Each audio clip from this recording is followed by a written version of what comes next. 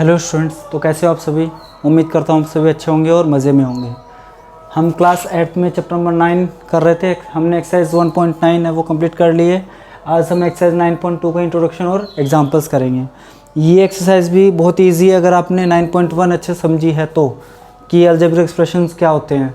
ठीक है, अब देखो इसमें क्या है, टॉपिक है अपना मल्टीप्लिकेशन ऑफ अलजेब्रिक एक्सप्रेशंस।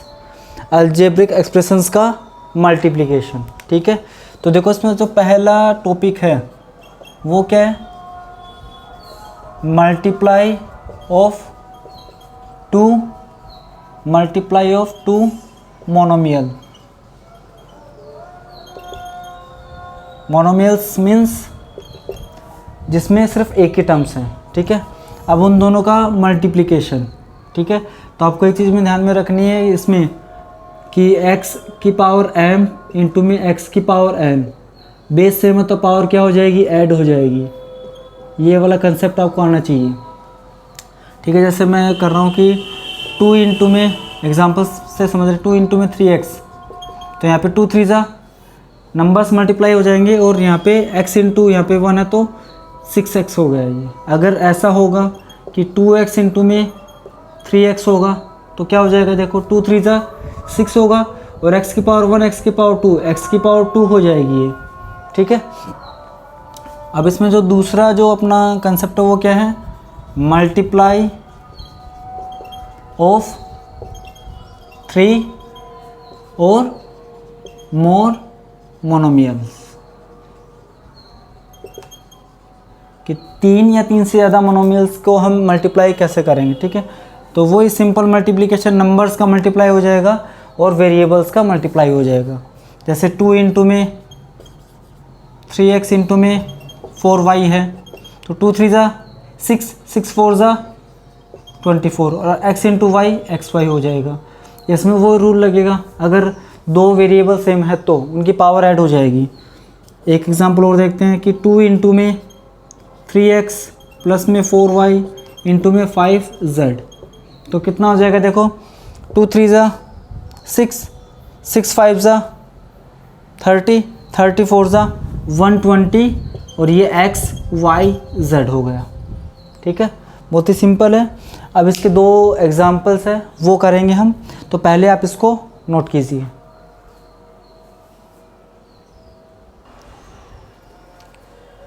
अब देखो एग्जाम्पल नंबर 4 क्या है, complete the table for area of rectangle. तो एरिया ऑफ रेक्टेंगल क्या होता है, हमें पता है कि length into breadth, length into breadth होता है। ठीक है, तो आपको एरिया बताना है, तो देखो लेंथ इंटू ब्रेथ, तो 3x इंटू में 5y कि 3 5 ज़ा 15 और x into y x y हो जाएगा। ठीक है, तो first one complete.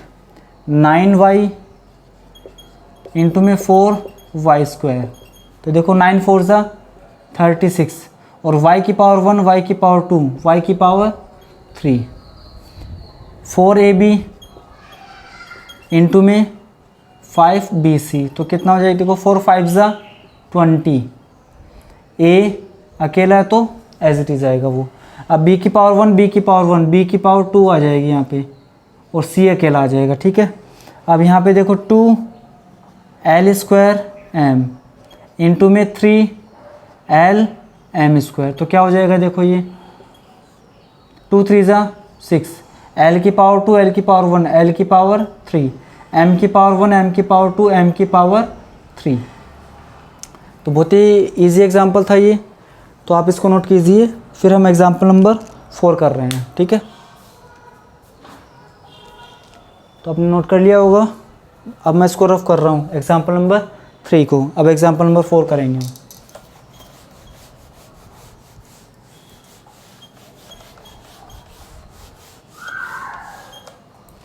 Example number 4 में क्या, देखो फाइंड द वॉल्यूम। तो सबसे पहले तो आपको वॉल्यूम का फॉर्मूला आना चाहिए, तो हम क्या लिखेंगे सॉल्यूशन में, since we know that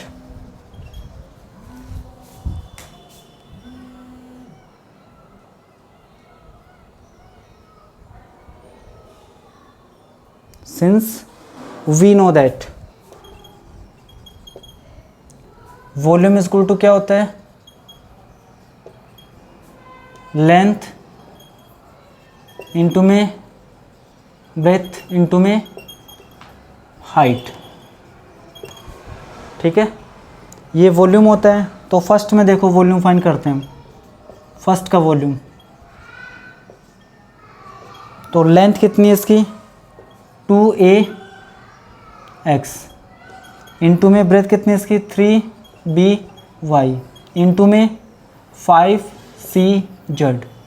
it implies volume क्या आ जाएगा फर्स्ट वाले का 2 3 6 6 5 30। अब देखो ए बी सिंगल है, बी भी सिंगल और सी भी क्या सिंगल है। तो A B C X Y Z, तो ये क्या होगा अपना पहले वाले का वॉल्यूम हो जाएगा, ठीक है। अब देखो सेकंड वाला, बहुत ईजी है, कुछ भी हार्ड नहीं है इसमें। सेकंड वाले का वॉल्यूम देखो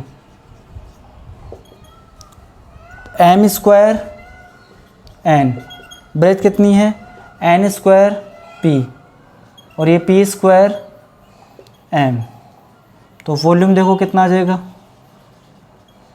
सेकंड वाले का, m की पावर 2 m की पावर 1, तो m की पावर कितनी हो गई 3 हो गई, n की पावर 1 n की पावर 2 n की पावर भी कितनी हो गई 3 हो गई, p की पावर 1 p की पावर 2 p की पावर भी कितनी हो गई 3 हो गई। तो ये वॉल्यूम हो गया सेकंड वाले का।